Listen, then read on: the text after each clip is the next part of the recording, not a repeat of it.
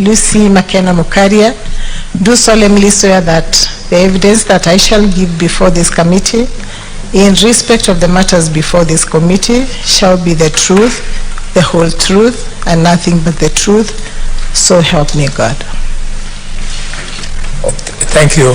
Slight improvement, 13 minutes, not 12, 13. Yes, Honorable Chair of this special committee, Senator Dr. Boni Khalwale, honorable members of the House, my name is Eric Murioki. I am an advocate and I will be conducting the examination of our second witness. So,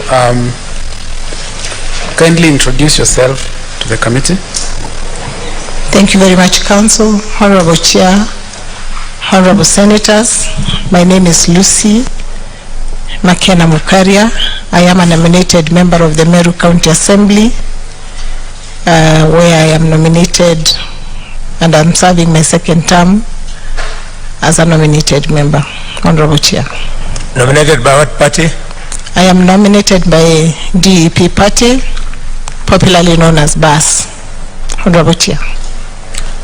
Yes, through the Chair, how long have you served as a member of the County Assembly of Meru? Honorable Chair, I have served, I'm serving my second term as a first loaded two. I first came to the County Assembly in the elections of the year 2017. But before then, I had served as a councillor, a nominated councillor in the de facto county councils, where I served in the Meru Municipal Council. Honorable Chair. Are you familiar with the impeachment motion that is now before this House? Yes, I am familiar with the impeachment motion because I voted to impeach and I have been following the proceedings thereafter.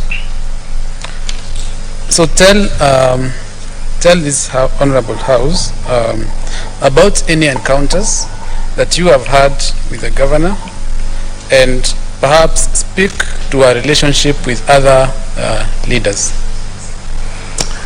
Honorable Chair, as I said earlier, I served in the second assembly as a nominated member, and that is the first time I had an encounter with the governor when she served as the women rep representing Meru, the county MP for Meru.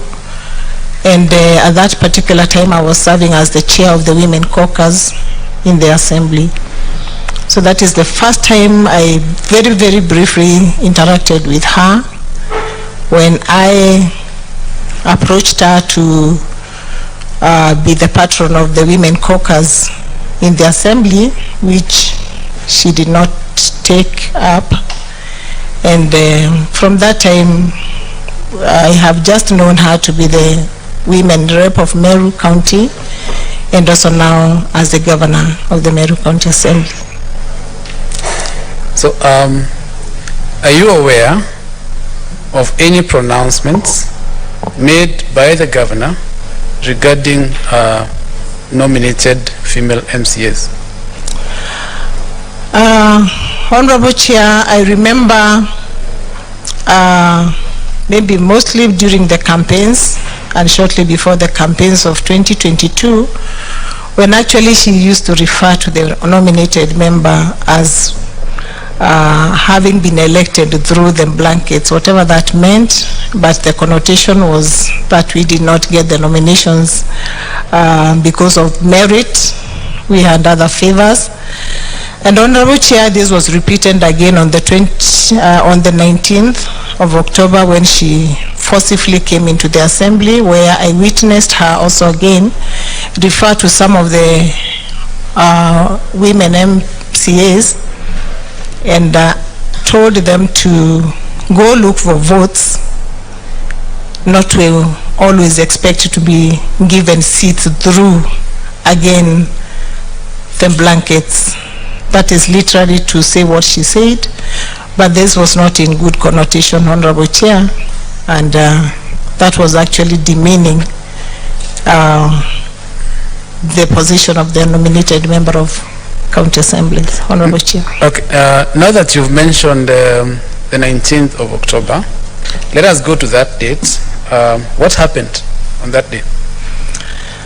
Council, on the 19th of October 2022, we were all the MCAs were in the county, in the premises of the assembly, and we were busy electing chairs of the committees in the chambers. And I remember while we were still there, and actually we were waiting for the governor's address that afternoon, but before then, and while we were still at the chambers electing members in different positions, I heard around the crowd coming into the assembly, and we all rushed out to see what was happening, and only to see that the governor, followed by a crowd of around 40 to 50 people, coming into the presence of the assembly. And actually, even before I could go out completely, I was caught up at the reception, and the governor was there actually coming forcibly, wanting to get into the chambers, and she had all these people around her, and actually there was quite a lot of commotion caused at that particular time. Honorable Chair. While you were there, what did you hear the governor say? She actually came and got past me into the chambers, but then just in time the sergeant at arms closed the doors, and so she had to come back from the chambers, because the arrangement of the chamber is that it is quite behind the main entrance. And from there, when she came back, she found all of us, now everybody was alarmed, and we had all gone out, and most of us were crowding the reception there, and she started actually like exchanging and shouting to the MCAs and asking. I remember I personally asking her, Your Excellency, you don't have to do that. You just need to walk to the speaker's office, and the speaker will gown up and bring you to the chamber, because anyway we are expecting you.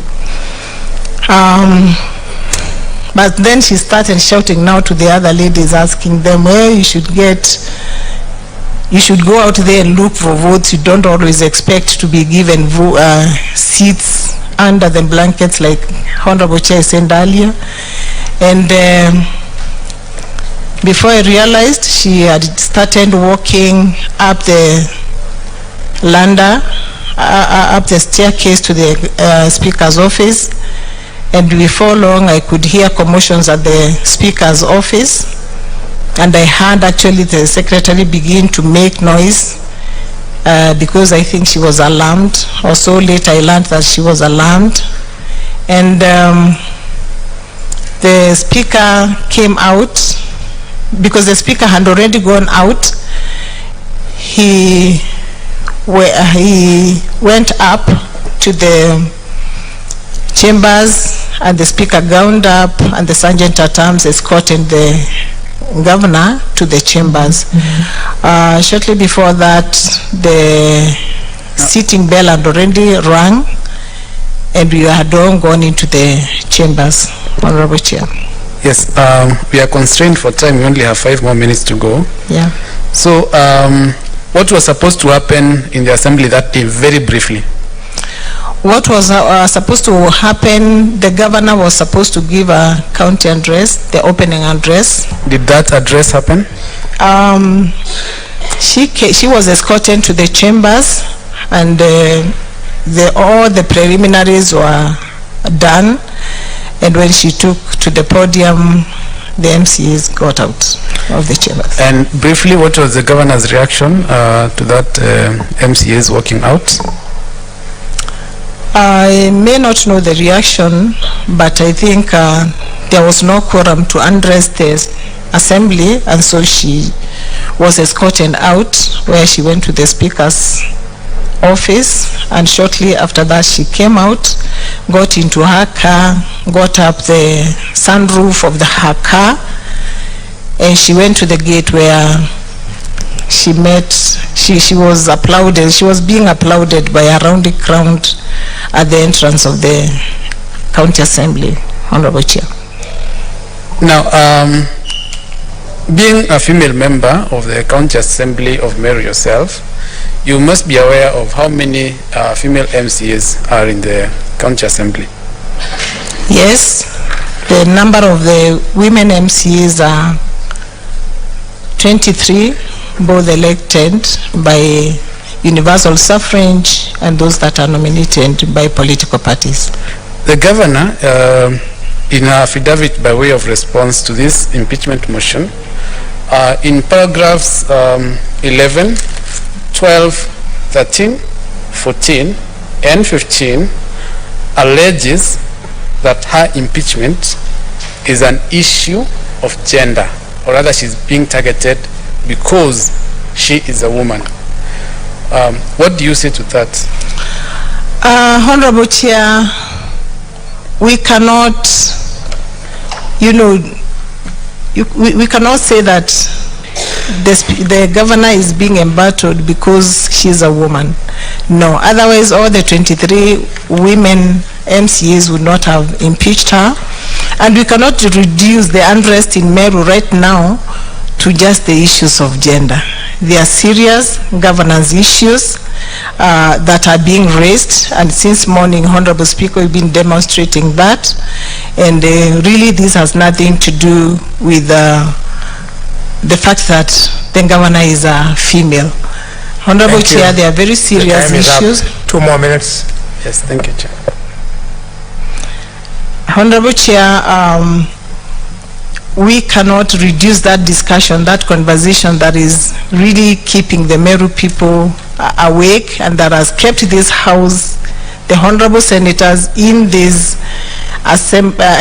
chamber since morning, to just the issues of gender. Now, the Meru County Assembly is raising very serious issues of governance, and what we feel is like, personally, I feel like the governor has lacked in the area of using her soft skills to manage the county government. And by soft skills, I mean, Honorable Chair, the lack of proper communication. We have been now, so let me stop you there because you are constrained for time. Yes. Which of the 62